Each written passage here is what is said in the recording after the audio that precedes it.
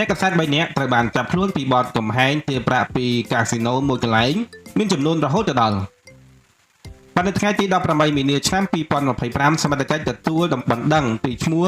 ញឹមវ៉ាន់ឈុនភេទប្រុសអាយុ46ឆ្នាំទីលំនៅសប្តាហ៍ថ្ងៃនៅភូមិលោកឃុំរស័យស្រុកខាងលិចស្រុកកំពង់ត្រាយខេត្តកំពតតំណាងកាស៊ីណូបណ្ដឹងចោទចាងវាងសារព័ត៌មានកំពត Daily ពីបទកំហែងយក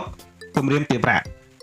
បាននៅចំណុចកាស៊ីណូខ្ញុំស្ថិតនៅក្នុងភូមិលោកឃុំរស័យស្រុកខាងលិចស្រុកកំពង់ត្រាយខេត្តកំពតចាប់ពីថ្ងៃទី17ខែមីនាឆ្នាំ2025វេលាម៉ោង17បាទក្រោយទទួលបណ្ដឹងពីជនរងគ្រោះនៅថ្ងៃទី20មីនាឆ្នាំ2025វេលាម៉ោង16:30នាទីការចល័យព្រំទាន់កម្រិតស្រាល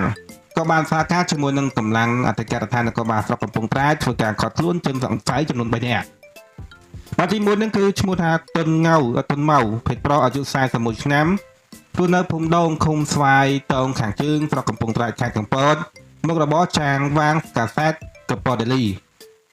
បាទទី2ដែលមានឈ្មោះថាធីសុផលភេទស្រីអាយុ35ឆ្នាំស្នាក់នៅភូមិប៉ោសំរោងបាឃុំតាពួនស្រុកថ្មគោខេត្តបាត់ដំបងមុខរបរចាងវាងកាសែតអធិរាជសំឡេងចៅកំសត់បាទទី3ឈ្មោះថាបាទខ្មៅមីថូណាភេទប្រុសអាយុ28ឆ្នាំនៅភូមិសឃុំស្វាយតោងខាងត្បូងឃុំ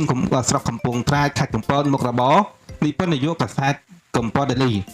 បាទខត់ខ្លួននៅចំណុចកីឡាកាហ្វេឡាយគីបាទជាស្រ័យកាហ្វេឡាគី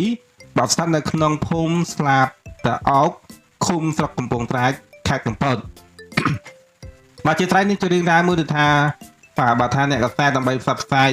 ព័ត៌មានទៅដល់ប្រជាពលរដ្ឋឬក៏មហាជននៅក្នុងបណ្ដាញសង្គមដឹងរឿងរ៉ាវនៅក្នុងប្រទេសវាល្អប៉ុន្តែករណីនេះគឺលក្ខណៈយ